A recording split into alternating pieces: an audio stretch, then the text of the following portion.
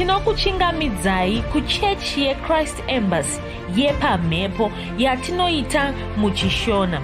Iko zvino hapachina chikonzero chokupedza svondo rose usina kupinda chechi, nokuti painopindwa unenge usipo, kuda wakanga uri kubasa pakaenda vamwe kuchechi, kuda wakanga uri parwendo, kuda chechi yeChrist Embassy haisati yakuwanikwa kwaunogara, kana kuti unofarira hako kudzidza shoko raMwari nechishona.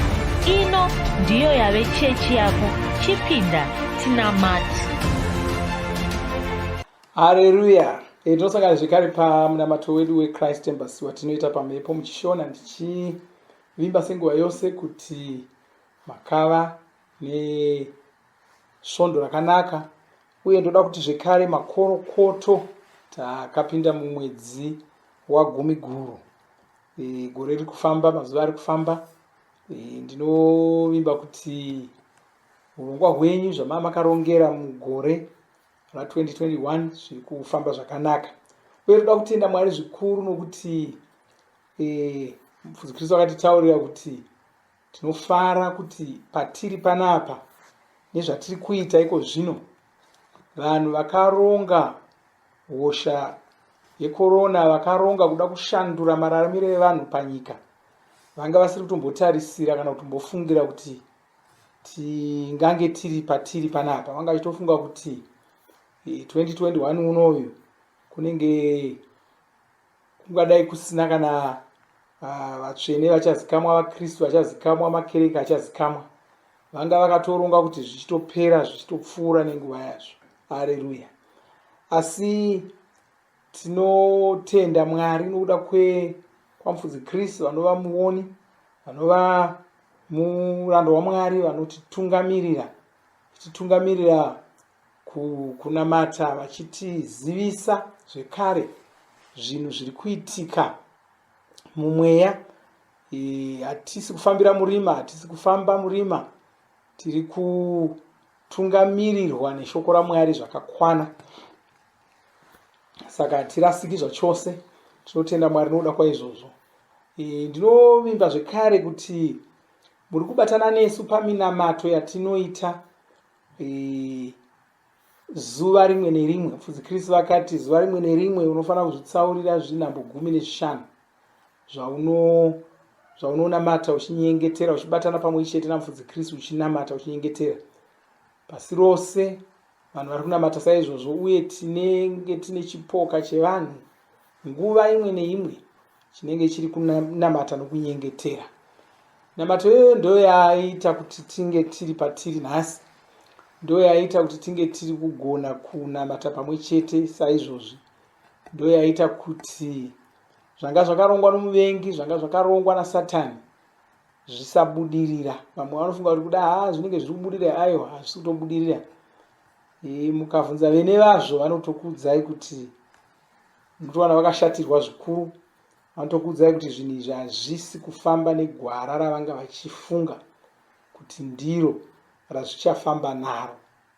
Takazviporonga, takazvifurusa, uye tiri kuramba tichizviporonga, tiri kuramba tichizvifurusa, tichinamata, tichinyengetera, tichitaura shoko raMwari. Kana unga usati wabatana nesu, batana nesu. Ungavhunza uchiti ndei chinyengeterera chii? Nyengeterera nyika yako. Zviri kuitika munyika uri kuzviona, nemana manyepo ari kutaurwa munyika uri kuaona, kumanikidzwa kuitwa vanhu, kuda kushandurwa kwemararamiro kuda kuitwa kuri kuitwa muri kuona.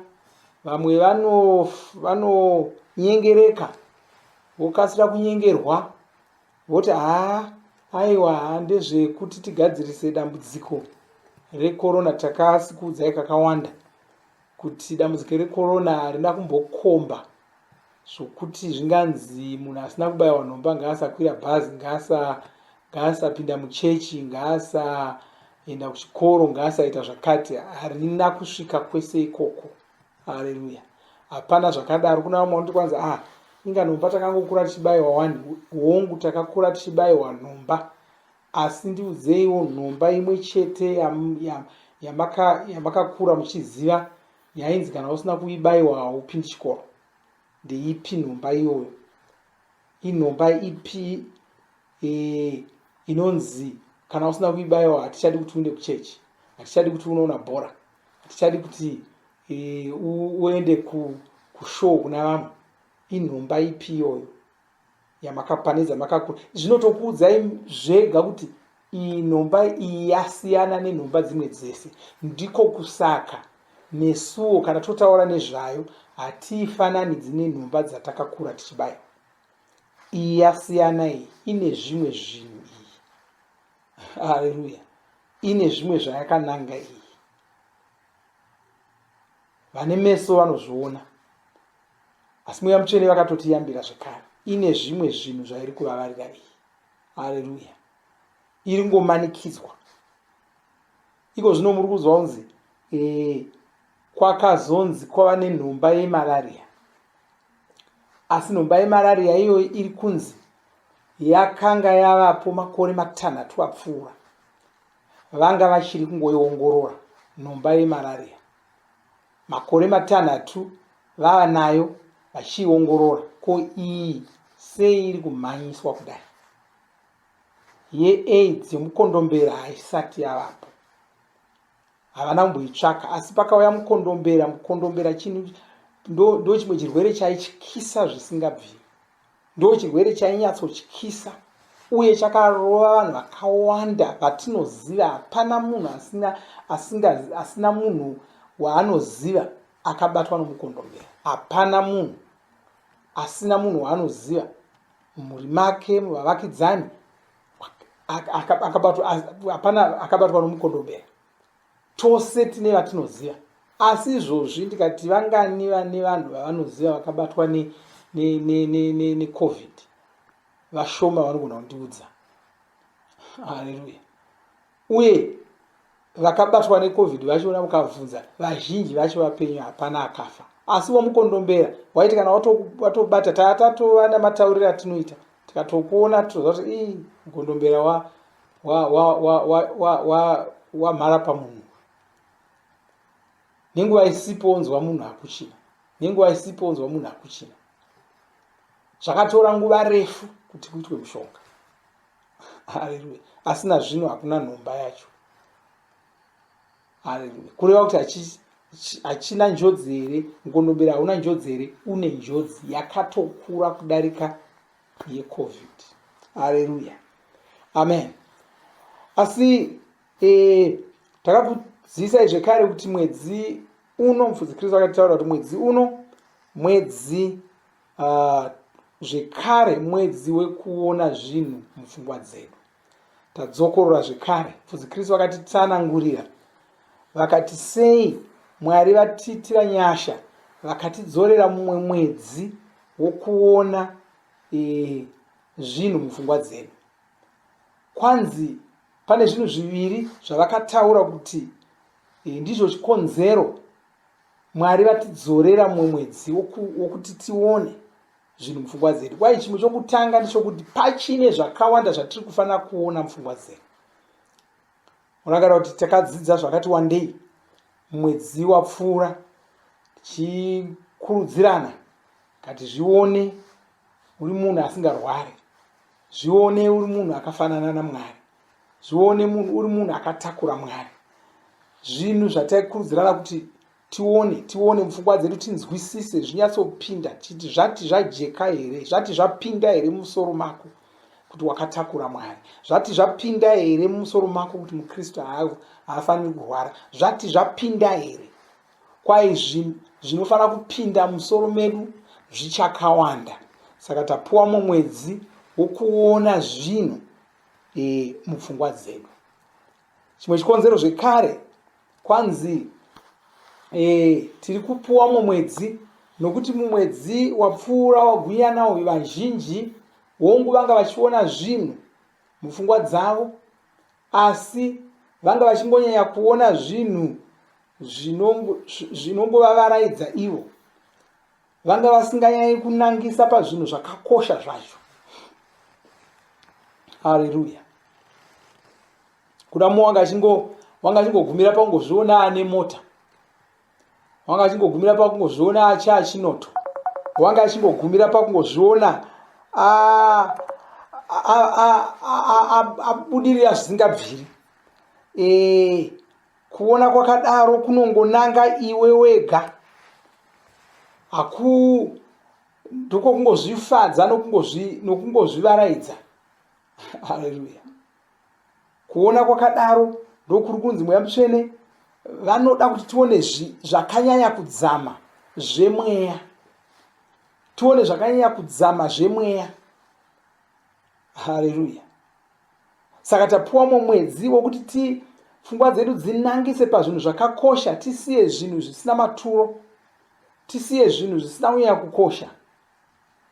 Munoona nguva yatava ineyi haisi yokungoda kungozviona une gumi ramadhora chete. Yoda kungozviona une 100 ramadhora, une chiuru chamadhora chete.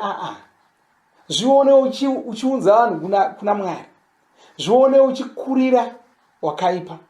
Zvione uchiparadza manyepo ari kufamba munyika iko zvino. Zvione uchiita zvinhu zvikuru izvozvo, uchiponesa nyika, uchiponesa dzinyika, uchisvirudza meso evatungamiriri vedzinyika. Ndokuona kwatinokurudzirwa ikoko. Zvione nenzira inotaurwa neshoko raMwari. Haleluya. Amen. Ndiko kuverengerai zvekare tsamba yechipiri kuvakorinde chitsauko che5 ndima ye11 kwanzi, saka kana munhu ava muna muponesi yava imwevo mhuka. Tinofarira manyorerwo akaitwa bhaibheri iri. Kwaye yava imwevo mhuka itsva. Zvaakanga ari kare hazvichisipo. Tarisa uone. Haleluya. Ndokuona zvoko. Tarisa uone. Zvavapo zvose zvava zvitsva. Tarisa uone. Vhura meso ako uone. Haleluya. Ngazvipinde musoro mako kuti wava imwevo mhuka, wava chisikwa chitsva, wava chipuka chitsva. Ngazvipinde musoro mako. Kwai zvaakanga ari kare hazvichisipo. Kana munhu ava muna muponesi, ava muna Kristu, ava muna Jesu, haachisiri zvaakanga ari. Yava imwevo mhuka. Zvakanga zviripo kare hazvichisipo. Zvirwere zvaaisivapo paari hazvichisipo. Haleluya. Urombo hwaisiva paari hahuchisipo. Minyama yaaisiva paari haichisipo. Zvikanzi chitarira uone. Haleluya. Zvavapo zvose zvava zvitsva. Wava neutano hutsva. Haachisina nyama. Dzangova nyasha dzoga dzoga. Haleluya. Wane rombo rakanaka. Haleluya. Muna shoko raMwari rinonakidza. Ndosaka uchifanira kuridzamisira pfungwa. Usangoriverenga uchimhanya-mhanya. Pfungwa dzako ngadzipinde mariri. Uone zvarinenge richitaura. Ndosaka chiti zvati zvapinda here mumusoro mako. Kana kuti urumbozvitaura nomuromo. Kana kuti urungozviona nameso. Kana kuti urungozvinzwa nenzeve. Zvichipfuura zvichienda. Zvati zvapinda here musoro mako. Zvati zvava kadendere zvikakandira mazai musoro mako here. Haleluya. Haleluya. Unoona, ndima yakaita sei ndeyokugara pasi woswera uchifunga nezvayo. Uchiona washanduka. Uchiona imwevo mhuka. Uchiona wasiyana navanhu venyika ino. Uchiona zvose zvava pauri zvava zvitsva. Urema hapachisina. Hangamwa hapachisina. Zvirwere hapachisina. Minyama hapachisina. Zvituko zvekare hapachisina. Haleluya. Nhamo dzamadzinza hapachisina. hauchitori wedzinza iroro rawakazvarwa namai vako uri. Wava mudzinza revaMwari. Ndochokwadi ichocho. Kana zvikasapinda musoro mako kuti hauchisiri wedzinza rokwamazvimbakupa, ucharamba uchingonetseka nenhamo dzokwamazvimbakupa. Haleluya. Kasira wasiyana nekuzviona semunhu wokwamazvimbakupa. Hazvikurwadzi kuzviona nenzira iyoyo. Hapana chinobva pauri. Nhumbi dzawakapfeka dzokuramba dziri pauri. Mari yauna inoramba ichingoripo. Saka hazvirwadzi. Saka usagumbuka kuti sei makuda kuti ndichisiya chidawo changu. Siya. Haleluya. Nemake wava imwevo mhuka. Zvawakanga uri kare hazvichisipo. Chitarira uone. Zvavapo zvose zvava zvitsva. Haleluya. Ngatienderere mberi musvondo rinouya tichikurudzirana kuona zvinhu mupfungwa dzedu. Ngatinyengetere. Baba, ndoda kutendai nezita raJesu Kristu. Ndokunamatai, ndokukudzai. Ndoda kutendai. Ndoda kuomwa nomumo wabatana neni pamunamato iwoyo. Chikutendai nokuda kuvavhura meso. Chikutendai nokuda kuvatungamirira kuona zviri mushoko raMwari, vachizviona mupfungwa dzavo, vachizviona vari vakundi, vachizviona vashanduka rudzi, vachizviona vafanana naKristu, vave rudzi rwevaMwari, muzita raJesu Kristu. Nyengeterera munhu wandamata naye, chaona maropafadzo pamusoro poupenyu hwake nezita raJesu Kristu. Havasi kuramba vakasungwa neupenyu hwekare, havasi kuramba vakasungwa namadzinza ekare. Nezita raJesu Kristu vakurarama upenyu hweshoko raMwari. Ndinodzingira kure zvirwere zvese, ndinodzingira kure minyama yose, ndinodzingira kure zverima zvose muzita ramambo Jesu Kristu. Ndichiti ava vanosungunurwa muzita raJesu Kristu. Amen. Haleluya. Haleluya. Zvakanaka. Hatisati tapedza, toda kupinda munguva yekungorumbidza Mwari. Mushure mazvo toverengerwa rhapsodi redu, tozoita imwe nguva yokunyengetera pamwe chete, tozovhara. Mwari wakuropafadzei. Amen.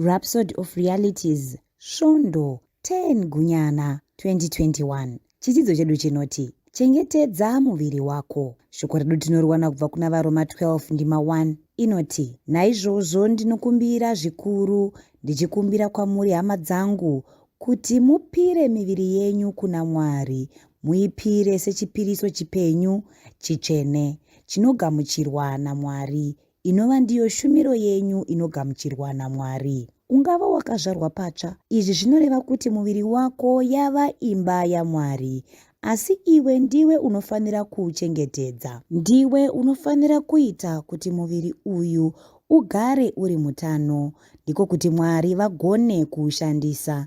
Satani anotsvaka kuparadza muviri wako, saka usamutendera kuuparadza, murambidze.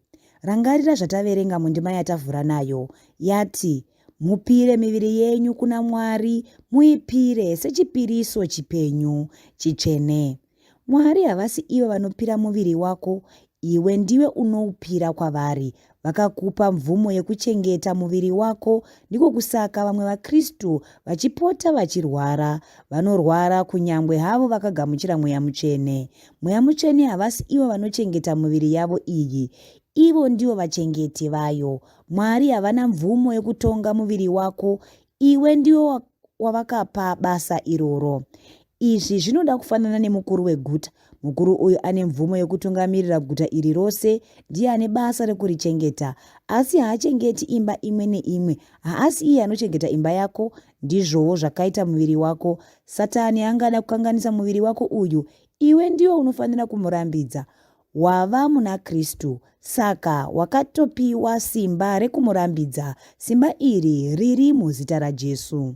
Zvekare iwe wakabhadharirwa. Izvi ndizvo zvinotaura Bhaibheri. Saka muviri wako unofanira kuita kuti vanhu vakudze Mwari saMwari.